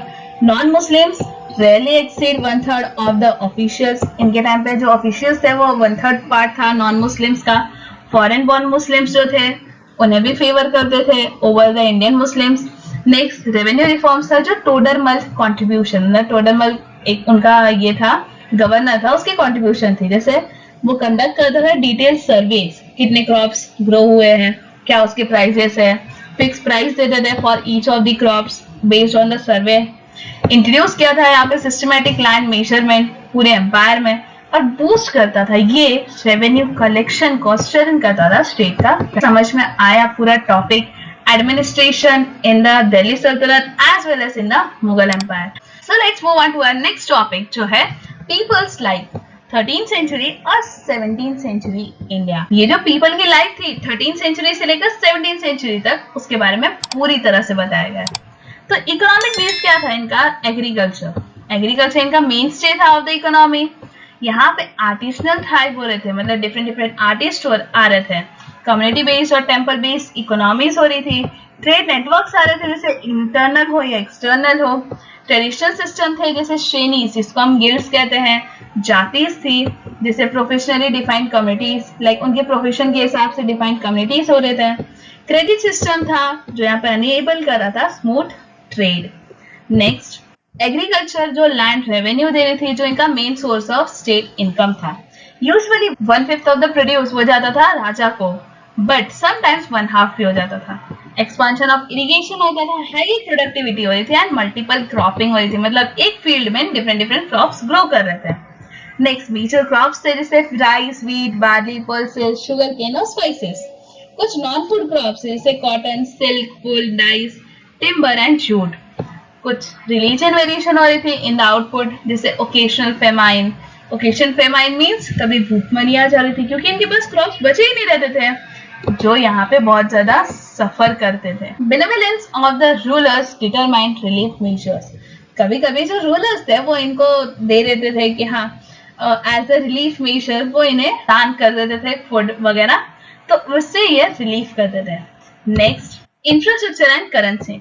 दिल्ली सल्तनत के पीरियड में न्यू रोड्स आए, ब्रिजेस आए, कुछ कैनल्स, क्रिएशन ऑफ सिटीज आई। मुगल के पीरियड में एक्सपांशन हुआ, इन सारे वर्क का जो काम किए गए थे उसको और एक्सपांड किया गया। करेंसी सल्तनत में थी, मल्टीपल मेटल्स की थी और उनके डिफरेंट डिफरेंट डिनोमिनेशन था, मतलब एक कॉइन का अलग अलग पार्ट, जिसे हम बोलते हैं ना 100 का 10 में, 20 में, 50 में, ऐसा। ठीक है। मुगल्स स्टैंडर्डाइज रुपया यूज करते थे जो सिल्वर से बनता था एंड गन यूज करते थे जो कॉपर से बनता था। आर्टिसनल और इंडस्ट्रियल प्रोडक्शन हुई, जिसे क्राफ्ट प्रोडक्शन करते थे यहाँ पे टेक्सटाइल, जिसमें कॉटन, सिल्क आता था। वेपन्स थे, यूटेंसिल्स थे और ऑर्नामेंट्स एंड ज्वेलरीज भी थी। शिप बिल्डिंग होती थी जो फ्लरिश करता था रिवर्स और ओवरसी ट्रेड को। समझ में आया? चलो नेक्स्ट ट्रेड था जिसमें एक्सपोर्ट ट्रेड और इंपोर्ट ट्रेड भी होता था। एक्सपोर्ट करते थे ये लोग टेक्सटाइल्स को, स्पाइसेस को, डाइस, टिम्बर एक्सेट्रा को। इंपोर्ट करते थे ये लोग silk, horses, metals, luxury goods को। की पोर्ट्स थे यहाँ पे कैलिकट, मैंगलोर, सूरत, मसूलीपट्टनम एंड हुगली। ज्यादा एक्सपोर्ट करते थे देन इंपोर्ट्स, क्योंकि इंडिया में बहुत सारी चीजें थी तो इंपोर्ट्स यहाँ पे कम होता था एंड एक्सपोर्ट ज्यादा होता था। अगर एक्सपोर्ट ज्यादा होगा तो पैसा ज्यादा आएगा, तो इंडिया यहाँ पे वेल्दी रहती थी। Merchants from Arabia, Persia and Central Asia settle in the Indian ports. बहुत सारे जो मर्चेंट्स थे अरेबिया, पर्शिया, सेंट्रल एशिया के, वो इंडियन पोर्ट्स में सेटल होते थे। फाइनेंस एंड क्रेडिट सिस्टम थी, यहाँ पे हुंडी सिस्टम था जो अलाउ करता था safe transfer of funds across the regions without moving cash. मतलब विदाउट मूविंग द कैश यहाँ पे ट्रांजेक्शन हो जा रहा था, ट्रांसफर हो रहे थे फंड। देखो मर्चेंट जो कमिटीज थे जैसे मारवाड़ी, वो यहाँ पे ऑपरेट कर रहे थे across the kingdom using parallel system of credit and trust। तो इस तरह से यहाँ पे फाइनेंस एंड क्रेडिट सिस्टम चलता था। नेक्स्ट देखते हैं, don't miss out. A hundi was a written instrument to make the payment to an individual। एक written instrument था जिसे पेमेंट किया जाता था। It could be carried across the political borders। ये political borders थ्रू कैरी कर सकते थे एंड जो फाइनेंशियल ट्रांजेक्शन करता था without using the currency. And ये था एक मॉडर्न बैंकिंग का प्रीकर्सर, मतलब एक demo for the modern banking. ये जो सिस्टम था वो वर्क करता था across the trade networks without participation of ruling classes. यहाँ कोई रूलिंग क्लासेस पार्टिसिपेट नहीं करती थी एंड ये ट्रेड नेटवर्क काम करता था। समझ में आया? इनका सोशल और इकोनॉमिक चैलेंजेस। लेट 1600s में यहाँ पे टैक्सेस राइज हुए जिसके से पीजेंट्स को बहुत कम प्रोड्यूस मिला। बहुत लोगों ने अपना लैंड लॉस कर दिया क्योंकि उनके पास पैसे नहीं थे और वो बन गया बॉन्डेड लेबर्स, मतलब एज अ लेबरर वो काम करते हैं। क्राफ्ट पीपल है, लेबरर्स है, इन्होंने हार्डशिप फेस किया। वेल्थ सिर्फ कॉन्सेंट्रेटेड था कहाँ पे? रूलर के हाथ में, कोर्टियर्स और ऑफिशियल्स एंड बिग मर्चेंट्स के हाथ में। तो बाकी के पास तो वेल्थ बचेगा ही नहीं। तो वॉरफेयर हुआ जिसकी वजह से डिस्प्लेसमेंट ऑफ द पॉपुलेशन भी हुई। देखो अगर तुम्हारे एरिया में लड़ाई होगी तो तुम वो एरिया छोड़ के जाओगे, सेम यहाँ पे हुआ। सोशल रिलेशन एंड कल्चर हुआ, ओकेशनल क्लैशेस हुए over the desecrated sacred sites, clashes हुआ वहाँ पे ओकेशनली। ओवरऑल कम्युनिटीज जो थी वो डिफरेंट फेथ्स की कोएग्जिस्ट हुए पीसफुली एंड इकोनॉमिकली, उन्होंने डिपेंड किया एक दूसरे पे, काम किया वहाँ पे। रूलर्स और कम्युनिटीज थे जो दोनों पैट्रोनाइज करते थे आर्ट्स को। कल्चरल ट्रेडिशन थी जो अडॉप्ट कर रही थी चेंजिंग सर्कमस्टेंसेस को and that creates the sharing heritage. समझ में आया? नेक्स्ट देखो, नेक्स्ट है इंडिया यहाँ पे इकोनॉमिकली प्रॉस्परस थी बट पॉलिटिकली अनस्टेबल थी। ये पूरे चैप्टर में हमने यही देखा कि इंडिया इकोनॉमिकली बहुत प्रॉस्परस है बट पॉलिटिकली अनस्टेबल है। ये स्टोरी है ऑफ बोथ हार्डशिप एंड रीसाइलेंस। हमने ये पूरे चैप्टर में देखा। सर्वाइवल क्या है यहाँ पे, थ्रू कॉन्फ्लिक्ट्स, जब उन्हें नीड थी। यहाँ पे आर्ट फ्लरिश हुआ, लिटरेचर फ्लरिश हुआ, स्पिरिचुअलिटी एंड शेयर्ड कल्चर यहाँ पे फ्लरिश हुआ। तो आई होप आपको ये पूरा चैप्टर अच्छे से समझ में आया, हर एक टॉपिक्स अच्छे से समझ में आए। अगर आपको कोई डाउट है तो आप पूछ सकते हैं in the comment section. And अगर आपको वीडियो अच्छी लगी तो please like, share and concept charter को सब्सक्राइब जरूर करें ताकि ऐसे और भी सारे चैप्टर्स आप तक पहुंच सके।